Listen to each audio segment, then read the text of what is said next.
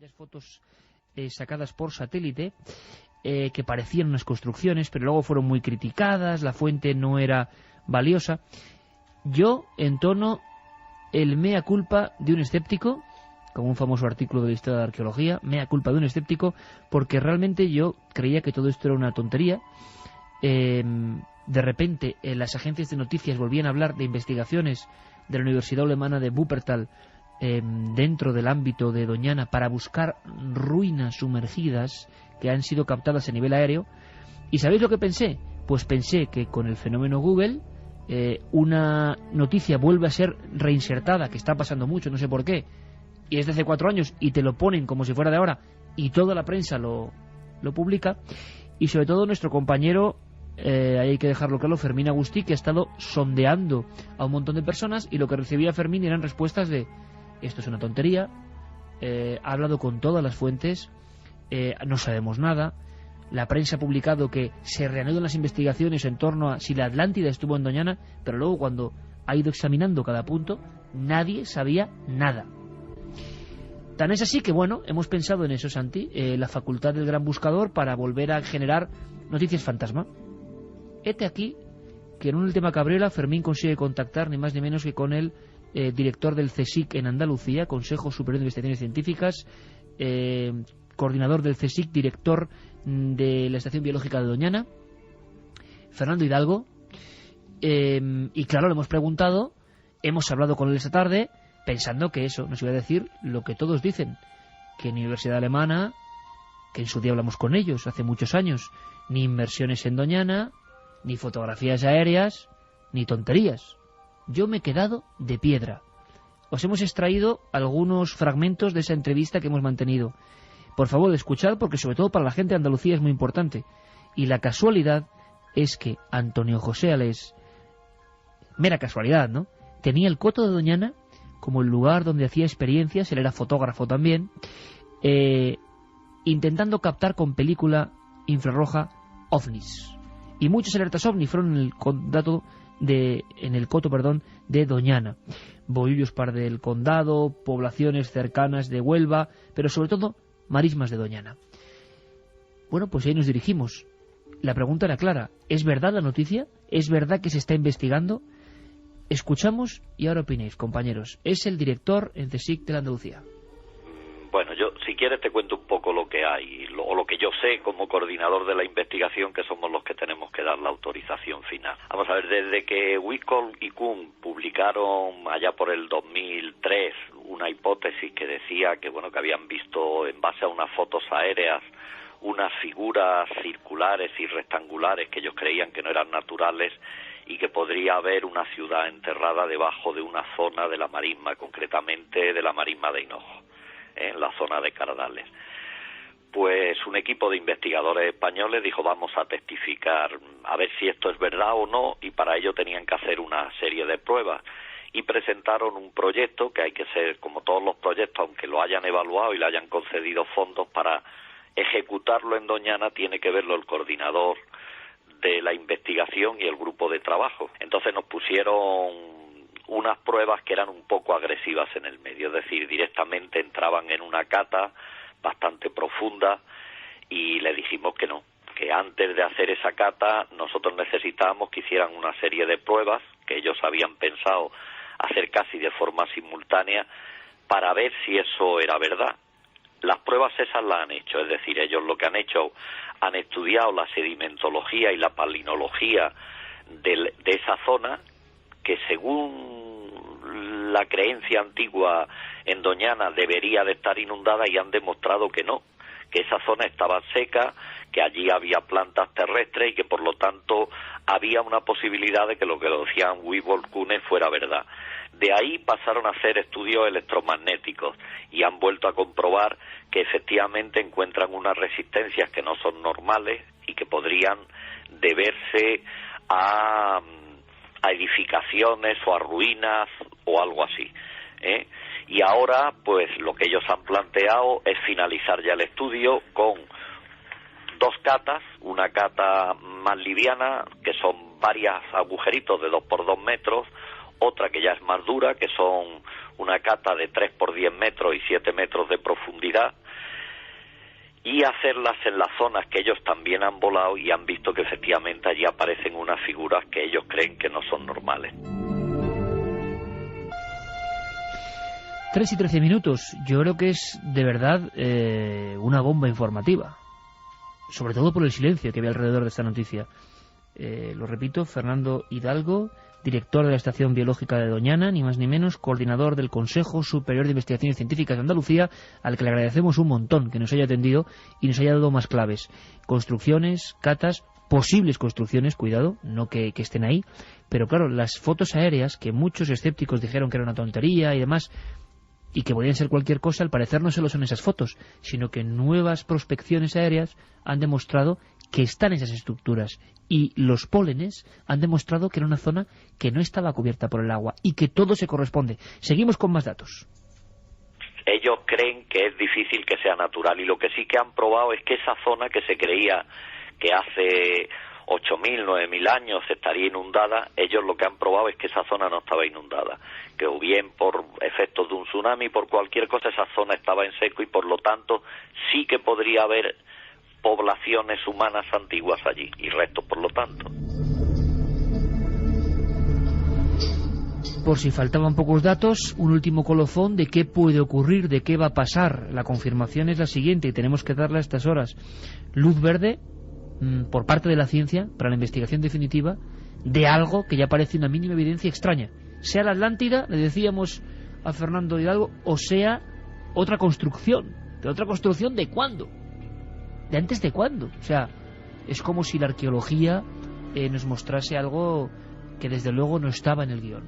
Sí, fuimos bastante exigentes, pero el equipo es un equipo sólido, serio, con investigadores del Consejo del Instituto de Mérida, de la Universidad de Huelva, de la Universidad de Múnich, del Instituto de Historia del CSIC, o sea, es un equipo potente y serio y lo han planteado muy bien. Y más que las fotografías, las pruebas palinológicas y sedimentológicas, y además las pruebas que han hecho ellos con, a ver si te lo digo yo, con electromagnéticas, ¿no? O sea, eso, la palinología y las pruebas que indica que allí había plantas terrestres por los polen que han encontrado, así como las pruebas electromagnéticos que encuentran unas resistencias que no son explicables en principio por el suelo natural de la marisma, es lo que nos ha hecho a nosotros decir, bueno, pues vamos a conceder el permiso, porque sí que hay ya unas evidencias más serias que las que hicieron plantearse la hipótesis.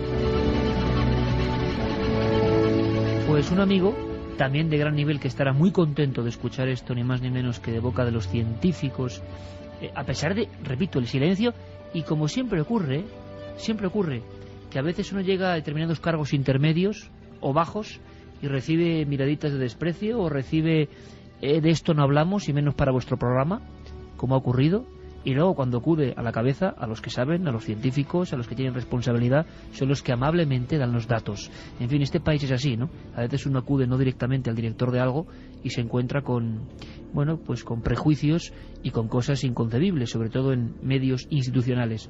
Luego acude, como ha hecho Fermín Agustí, a este hombre, yo he podido entrevistarle a posteriori, y nos encontramos con lo que para mí, sinceramente, es un notición, que no me esperaba, que no creía en esto, que me parece increíble. Y rápidamente hemos constatado la opinión de alguien que sé que está muy feliz. Hizo un libro, el libro de la Atlántida, el exministro Manuel Pimentel, que siempre estaba diciendo que Iker ahí tiene que haber algo. Las noticias son 5 años de silencio, pero ahora sabemos que hay algo más. Bueno, pues esto es una de esas noticias científicas, ¿verdad?, que parece que convierte la ficción en realidad. Nosotros, en el fondo, de la Atlántida solo han hablado los poetas y los locos porque creemos que era un mito. Sin embargo, Platón lo daba por cierto. ¿Dónde está la Atlántida? Se han ubicado en 1000 sitios distintos, pero lo más probable es que estuviera donde dijo Platón, un poco más allá de las columnas de Hércules, que es el estrecho de Gibraltar. Y por tanto, bueno, no sabemos si será o no, pero es posible que la Atlántida esté bajo las marismas, que fue en la antigüedad un mar probablemente producido al subir las aguas de hielo de la última fin de la última glaciación. Posibilidad que esté en España es por la propia descripción de Platón, por las pistas de la mitología, por las costumbres, porque la Atlántida, si uno lee Platón, los diálogos de Timeo y Critia, pues se encontrará corridas de toros prácticamente, es decir, hay muchas costumbres que siguen muy vinculadas al sur de España que están narradas en la Atlántida, y ese conjunto de evidencias, más algunas supongo que tendrán los arqueólogos, les moverá a intentar descubrirla en la marisma. ¿Opinión rápida, chicos? Hombre, mi opinión rápida es que la historia, como cualquier ciencia, evoluciona, y evoluciona sobre todo gracias a las mentes abiertas, ¿no? Cuando yo empecé a leer de historia hace pues muchos años, más de 20 años, decían que la cultura más antigua de América era la cultura olmeca, y hace pocos años llegó una señora que se llama Rushdie y demostró que 1500 años antes que los olmecas ya había una ciudad con una civilización que era Caral, y lo demostró. La ciudad de la cara. Efectivamente, de una cara terrible, de un geoglifo terrible que aparece. También leí hace 20 años que las primeras ciudades del mundo estaban en torno al 4000 a.C., 3000 a.C. Se hablaba de la ciudad de Ur en Irak, se hablaba de Cataluyuk en Turquía, y de repente unos señores descubren que hay una serie de templos en Göbekli Tepe que tienen entre 10 y 11.000 años. No sé cuántas veces he estado en Egipto y siempre me dijeron que la Esfinge le había hecho Kefren. Hace 2 años volví y me dijeron que cualquiera menos Kefren. Me encanta que la historia esté llena de misterio. Me encanta y me alaba ver esa historia. Y me encanta hablar de esto que nos estaban narrando por una cosa. Porque si lo que demuestran las pruebas científicas es que ese trozo de tierra que hay en la marisma de los Hinojos, yo me quedé a 1 kilómetro de ese trozo de tierra porque no se puede bucear en la zona, meterse en chocolate. Eso hace 7 u 8.000 años era una zona seca. Es perfectamente que esa semimarisma que había en aquella época pues pudiera hacer esas estructuras circulares que coinciden exactamente con lo que dijo Platón, con lo cual espero poder otra vez soñar y ver cómo la historia cambia para poder seguir maravillándonos. Pues mejor dicho, imposible. Manuel Pimentel diría aquello de caramba, ¿por qué no? Como dice él, no, que a mí me encantó ¿por qué no los andaluces somos descendientes de los atlantes? Creo que es una gran noticia, Santi. Yo estoy impresionado por lo que dice la Juanje, es que las estructuras míticas, si esas diferencias son así, algo debe haber para que el GESIC dé luz verde, ¿eh? Ya no estamos hablando de tonterías o de 4 tíos que vienen con un mini submarino y no sé qué. No, la verdad es que desde que a finales del siglo XIX, otro político, curiosamente, que era un congresista estadounidense, Ignatius Donnelly, empieza a popularizar realmente con un gran libro que se estuvo reeditando hasta los años 70, el tema de la Atlántida. La Atlántida se ha buscado en muchos sitios, pero curiosamente muy pocos de ellos hacían caso real a lo que decía Platón, que era más allá de las columnas de Hércules. Y más allá de las columnas de Hércules está precisamente el Coto de Doñana. Pero además es histórico porque por primera vez, aunque sea buscar una quimera, por primera vez hay algo sólido, nunca mejor dicho, sólido y pétreo, a lo que agarrarse. Me parece una noticia de gran trascendencia. Quién sabe si estamos en los albores de encontrar la Troya del siglo XXI, ¿no? Igual que ese hallazgo revolucionó la arqueología en su momento, porque un mito, lo que se creía un mito hasta ese momento, empezó a ser real. Pues a lo mejor, igual que Troya, la historia de la Atlántida no es tan mítica y también tiene una base real. Y además, si no fuera la Atlántida, hablamos de miles de años, hablamos de estructuras que se sumergieron, como dice el mito, hablamos de una especie de muros o de cuestiones circulares. ¿Quién vivió allí? ¿Qué ciudad es esa? Antes de cualquier otra. Caramba, el tema es como para fascinarse. Y tú decías que lo veías con buenos visos, ¿eh? Yo no era crédulo, pensé que era una recidiva, ¿no? Como una reenfermedad de la noticia anterior que se había dado ya. ¿Te acuerdas cuando hablamos con aquel hombre tan estudioso, Rainer Kuhe? Que algunos medios decían que bueno, que este no era científico, que puede ser, pero resulta que aquí en España le van a dar el salvoconducto, y eso me parece importante. Hombre, que todos quieran callar cuando acudes a preguntar no significa todos. Que la noticia no sea cierta. Habían publicado, era una agencia, además si no recuerdo mal de noticias, no sé si era EFE, que además ponía tal y como ocurrió en el 2004, con lo cual ya no era una noticia antigua, ya era una noticia que hacía referencia a la noticia que se dio en ese año, y ponía como a Caja Madrid y también a la Junta de Andalucía y al propio CSIC que iban a intervenir, con lo cual daba nuevos datos. Sí, pero curiosamente en esas fuentes se negaba la historia. Claro, pero en esas fuentes no quiere decir que esas fuentes no quieran por el momento revelar la información que tienen, que ya nos ha pasado en otras ocasiones. Parece ser que por el momento quieren trabajar sin que los medios de comunicación por lo menos estén metiendo las narices, y menos no se sabe muy bien por qué, porque algunos miembros, como bien decías tú, Iker, de esos intermediarios, que lo mejor es siempre llamar al jefe, al director, a la persona que puede saber, porque normalmente son los que más disponibles están para hablar y contarte la realidad. Importante, voy a hacer un sondeo rapidísimo.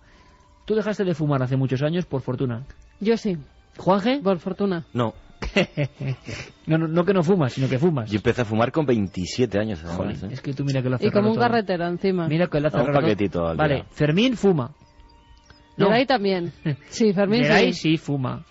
Geray sí. Y Santi también. Carlos no, porque es un tipo formal. Por supuesto. Y Santi también fuma. Yo soy de los más peligrosos porque es mi tercera tanda, lo he dejado 2 veces. Menudo ejemplo, Santi. Menudo ejemplo. O sea que Geray, Fermín, Santi y Juanje nos ganan 4 A 3. a 2, a 3. A 3, sí. Bueno, pues el tabaco siempre ha estado así, dividiendo al mundo, ¿no? Dicen también que luego los que dejan de fumar son terriblemente radicales con los que fuman, en fin. Yo no, porque me tiran el humo todos estos a la cara y no me quejo. El tabaco como elemento... Hay una línea entre tabaco y conspiración. La guerra del tabaco, la guerra oculta del tabaco. 1000 historias se han contado y se han hecho películas incluso sobre gente que demandó las tabacaleras. En fin, muchas cosas de las que yo, por ejemplo, no sé casi nada y quiero aprender.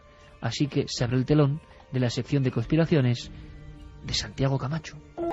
Durante muchos años, la imagen de la industria del tabaco era inmaculada. Las grandes estrellas de Hollywood anunciaban sus productos. Hay carteles en los que vemos a Bette Davis, a Ronald Reagan, cuando no era presidente, anunciando famosas marcas de tabaco. Sin embargo, en esos años dorados, había gente que sospechaba que había un trasfondo, que había una conspiración, que esa industria en concreto no jugaba limpio. Esas personas lo único que esperaban era que apareciese una persona, alguien de dentro que conociese todo el entramado, un confidente. La defensa habitual de las tabacaleras, la letanía del no lo sé, adicción, creemos que no.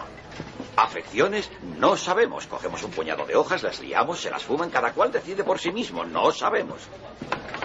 Así que eso no aclara nada. Además, nunca contará lo que sabe. ¿Por qué no? Por el contrato de confidencialidad que tiene. Jamás va a poder hablar contigo. No basta con eso. Ese tío es el mejor científico de la tercera compañía tabacalera de América. Es directivo de una empresa. Nadie habla de ello en la revista 500 de Fortune. Ese tío es el informador ideal. Sabe algo, quiere decirlo y quiero que sea en 60 minutos. Ese tío se llamaba Jeffrey Wigan. Y el periodista del prestigioso programa de televisión norteamericano 60 Minutos, que se decidió a ponerle delante de sus micrófonos, se llamaba Lowell Bergman. Bergman había detectado que Wigan se sentía maltratado por su propia empresa, que tenía una historia personal y laboral bastante complicada y que probablemente sería el confidente ideal para contar los grandes misterios de la industria del tabaco. Cuando le pusieron delante en el programa 60 Minutos esos micrófonos, ni siquiera los propios presentadores se imaginaban lo que iban a escuchar. Suministradores de nicotina. Los pones en la boca, los enciendes y te metes la dosis. Sí, te metes la dosis. Quiere decir que Brown y Williamson manipulan y ajustan la dosis de nicotina, no añadiendo artificialmente nicotina, sino aumentando el efecto de la nicotina mediante el empleo de elementos químicos tales como el amoníaco. El proceso se conoce como estímulo de impacto. Aunque no añadan nicotina, desde luego la manipulan. Se suele usar esta tecnología denominada química del amoníaco. Consigue que la nicotina se absorba con más rapidez en el pulmón y por tanto afecte al cerebro y al sistema nervioso.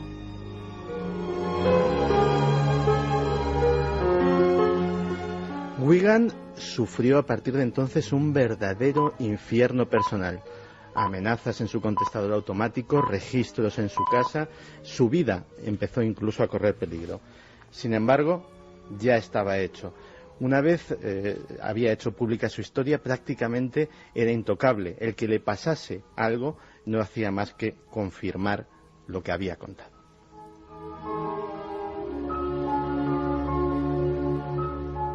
Gracias al valor de Wigan, hoy día las compañías tabacaleras no tienen más remedio que reconocer abiertamente que la toxicidad de sus cigarrillos no viene tanto de la nicotina como de los miles de sustancias que conviven en el humo del tabaco, muchas de ellas colocadas ahí adrede. Fue el inicio de las demandas millonarias, de las indemnizaciones, de las batallas legales que poco a poco han ido colocando en su sitio a la hasta entonces intocable industria tabaquera. La siguiente sorpresa vino en 1998, cuando los tribunales de Estados Unidos y Canadá obligaron a la industria tabaquera a desclasificar buena parte de su documentación interna. En ese momento se descubrió no solamente el escándalo químico, sino además una serie de prácticas inmorales que dejaron perplejos a los jueces. Uno de los descubrimientos más sorprendentes fue comprobar que las tabacaleras encargaban estudios científicos que respaldaran sus tesis y sirvieran para rebatir los experimentos cuyas conclusiones les resultaban adversas.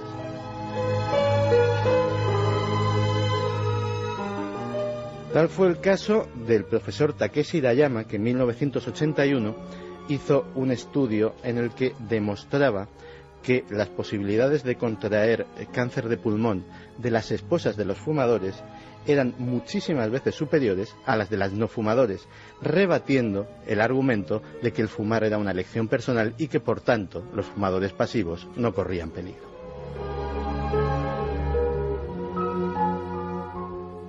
En la actualidad se estima que alrededor de 62.000 personas al año que no han fumado un cigarrillo en su vida mueren a causa del tabaco. Sin embargo, estas conclusiones intentaron ser rebatidas por uno de los grandes del sector, Philip Morris.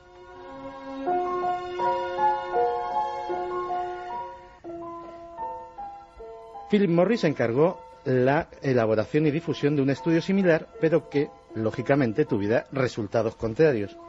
Dicho estudio vio la luz finalmente en 1995 tras ser rechazado en diversas publicaciones médicas de prestigio y iba avalado por el Centro para la Investigación del Aire en los Espacios Cerrados, una falsa institución académica que en realidad era una tapadera de las industrias tabaqueras. Desde entonces se han sabido muchas más cosas. Las campañas de relaciones públicas encubiertas, el soborno a políticos para que hagan legislaciones favorables, en fin, una red de corrupción que las legislaciones que poco a poco se van extendiendo por los países occidentales han ido mitigando.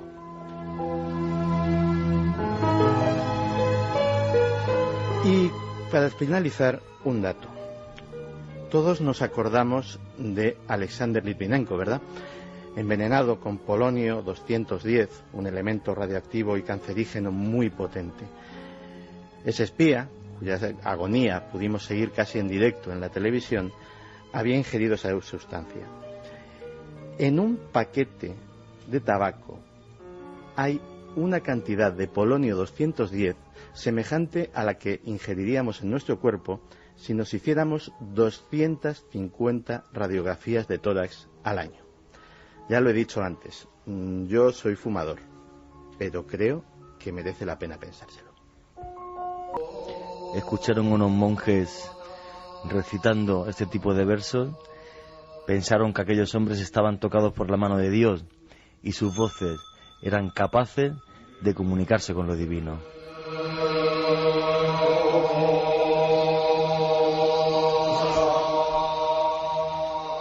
Hay lugares con misterio, pero ninguno de ellos como el Tíbet. Lugar cerrado, lugar lleno de limpias montañas, de aire fresco. En él se encuentran unos espíritus sagrados, hechos hombres. Unos hombres que se llaman bodhisattvas. Según el budismo mahayana, los líderes espirituales de todo el mundo. Inmortales por naturaleza e inmortales por religión y por creencia.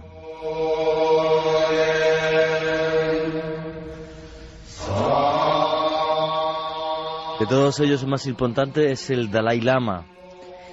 Y lo curioso es que desde que nace hasta que es elegido, todo lo que ocurre en torno a la elección de un Dalai Lama se sale de lo que podemos tachar o denominar como normal.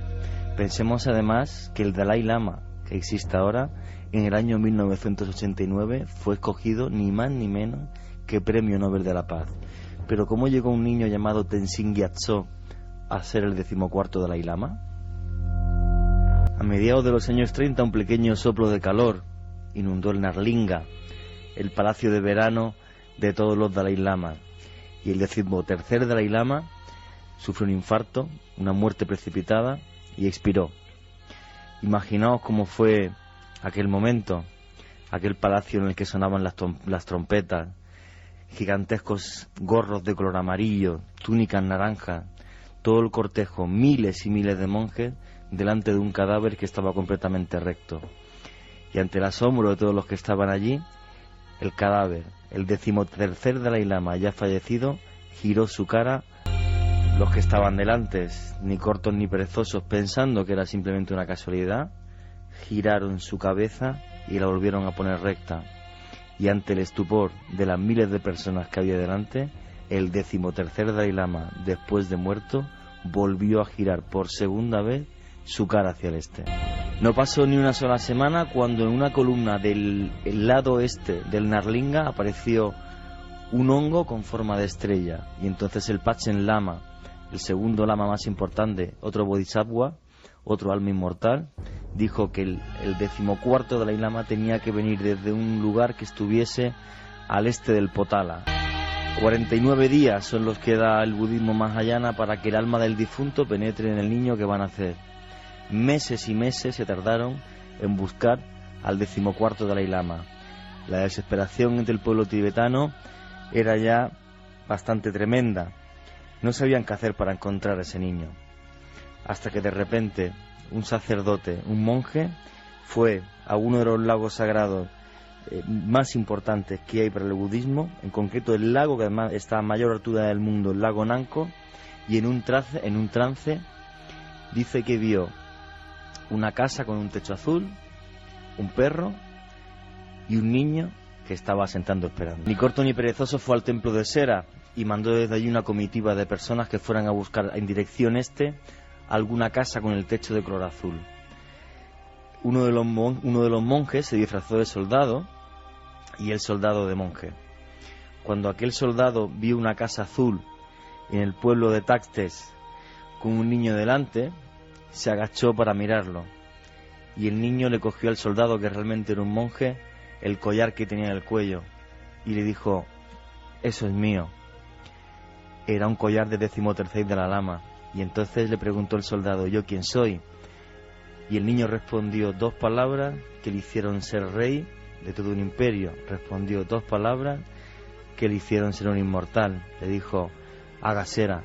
Significa: tú eres un monje del templo de Sera. Esté en presencia de su santidad, debe quedarse de pie, inclinado en obediencia, con las manos unidas en súplica. Si está sentado, deberá usted sentarse por debajo de él. No le mire nunca a los ojos, no hable antes de que él lo haga. Diríjase siempre a él como su santidad. No le dé nunca la espalda y jamás debe tocarle. Él es la reencarnación de Avalokiteshvara, el bodhisattva de la compasión. Tras su reconocimiento, fue rebautizado Yetsum Yampel Naguan Lobsang Yishe, Tenzin Gyatso. Señor santo, benévola gloria, elocuente, compasivo y sabio defensor de la fe. Océano de sabiduría. Ese niño, que con 9 años solamente era capaz de recitar de memoria todos los textos esotéricos del budismo mahayana, con solo 9 años, un auténtico portento de la mente, se convirtió en rey, se convirtió en Dalai Lama, y aclamado por su pueblo, llevaba las riendas del Tíbet desde el Potala. Pero los chinos no estaban dispuestos precisamente a que el Tíbet siguiera viviendo en paz. Siempre el Tíbet fue realmente un lugar que rindió pleitesía a China, pero no como hasta los años 50, donde el Dalai Lama tuvo que ver, por desgracia, la invasión de su pueblo. Ha preguntado por usted, señor Hara.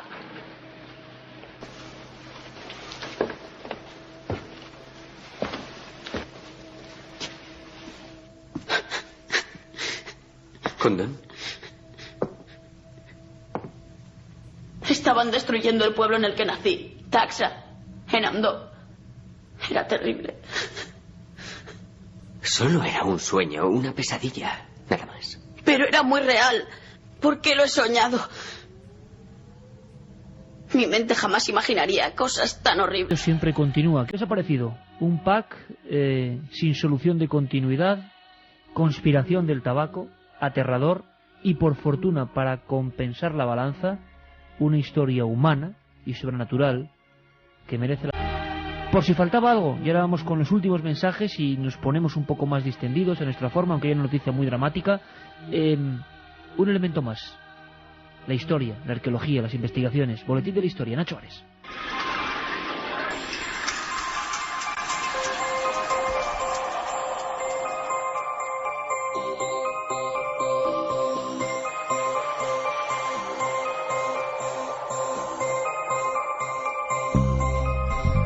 El Instituto Oriental de la Universidad de Chicago está empleando la tecnología más avanzada para digitalizar todo su archivo de antiguos documentos persas, formado por miles de tablillas y fragmentos tomados de las excavaciones americanas de las últimas décadas. Nos lo cuenta Matthew Stolper, catedrático de esta institución estadounidense. Las tablillas de la fortificación de Persépolis son un enorme grupo de textos sobre arcilla, fragmentados, procedentes de las excavaciones del Instituto Oriental de Chicago. En 1933, todo el mundo se sorprendió con el descubrimiento de decenas de miles de tablillas que el gobierno iraní cedió en 1936 al Instituto para su conservación, análisis, investigación y finalmente su publicación.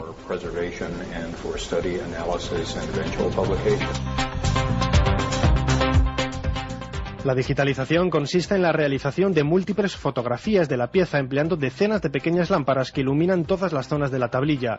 De esta manera, la reconstrucción virtual permite navegar sobre la tabla jugando con las luces y sombras y hacer así más fácil su lectura. Las personas que escribieron estas tablillas son funcionarios o aristócratas que rodean a la familia real. Lo que se puede leer en ellas no son más que las preocupaciones más básicas y normales de la vida diaria de esta gente, no solo de las capas altas de la sociedad, sino también de las miles de personas que estaban por debajo de ellas.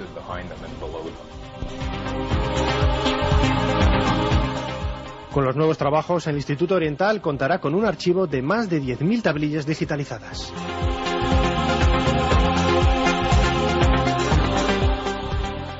Después de comprobar que los restos del hombre de Pekín eran más antiguos de lo que se pensaba, fechándose en unos 770.000 años, las autoridades chinas han decidido retomar las excavaciones en la cueva en donde aparecieron los huesos en 1929. El empleo de nuevas técnicas de excavación hace aumentar la confianza a los expertos para que puedan encontrarse nuevos hallazgos relacionados con este homínido.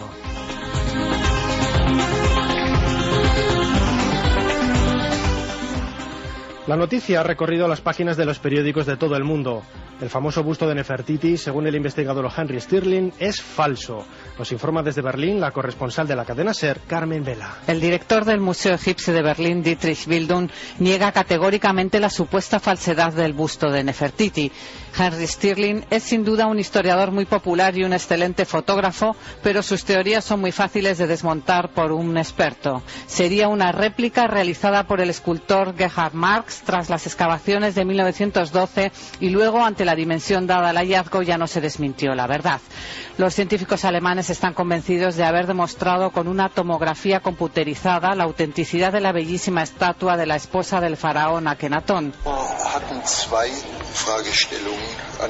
Queríamos saber dos cosas de Nefertiti: de qué materiales está hecha. Sabíamos que contenía mucho yeso, pero no cuánto, y deseábamos saber cuál había sido el proceso artístico de producción. El director del Museo Egipcio asegura también que la historia del busto ha sido suficientemente documentada. Fue encontrada por el arqueólogo alemán Ludwig Borchardt en las excavaciones del Valle de Amarna. Con mucha probabilidad era una escultura modelo para los aprendices, explica Dietrich Bildung, y por eso solo tiene un ojo de cristal mostrando la concavidad vacía del otro.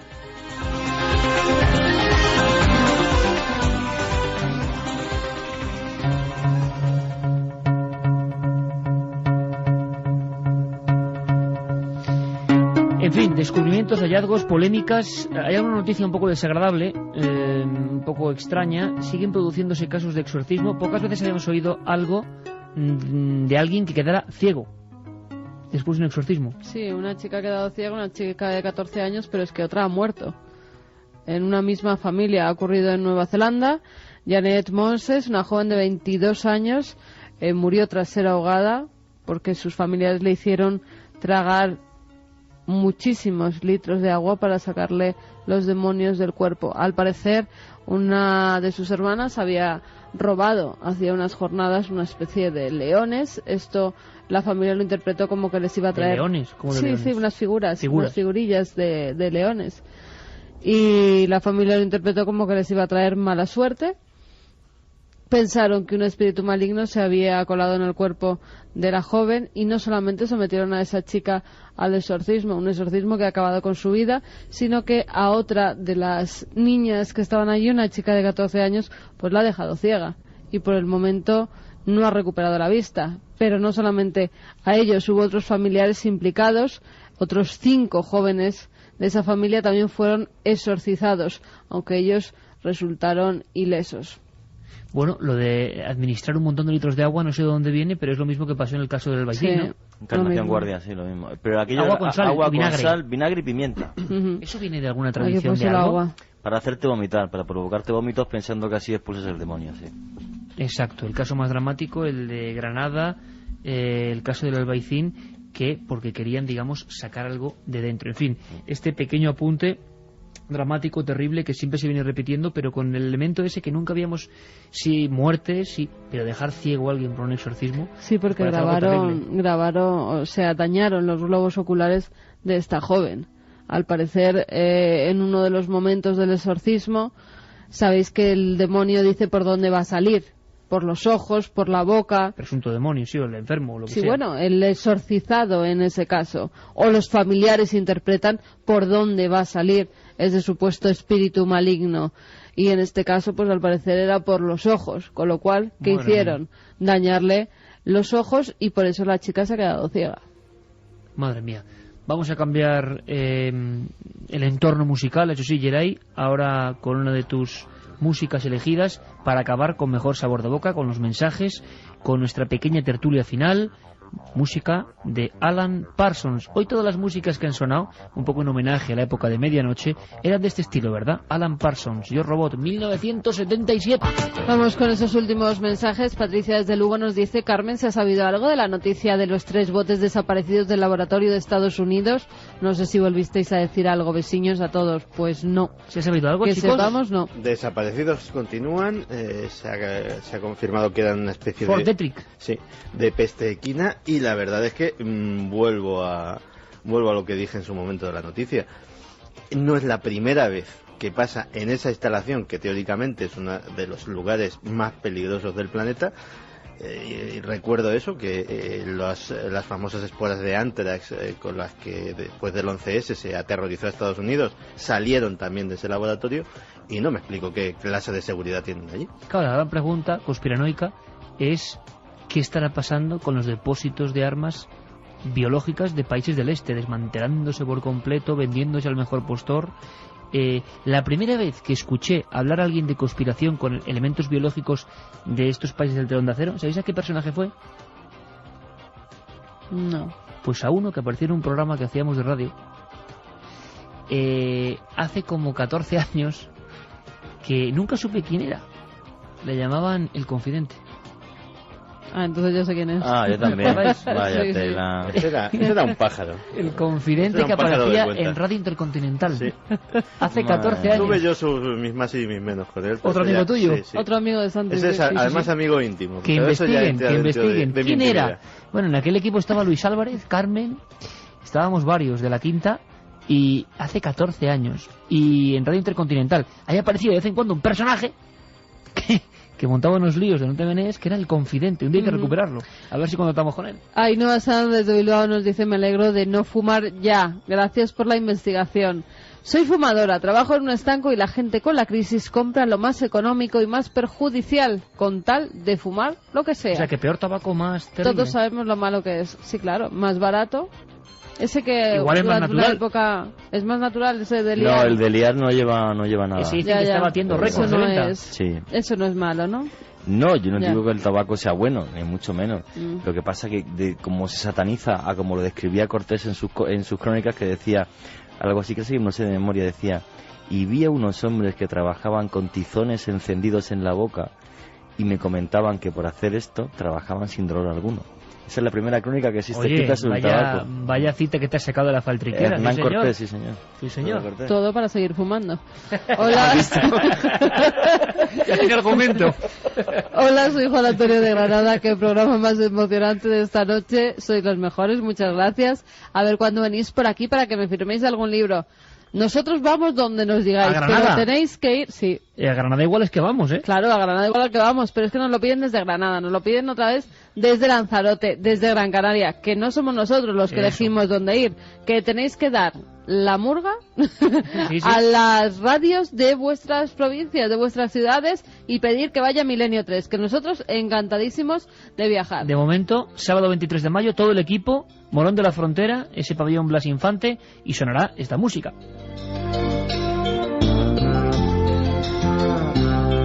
Dos nuevos oyentes, Melissa y Santi.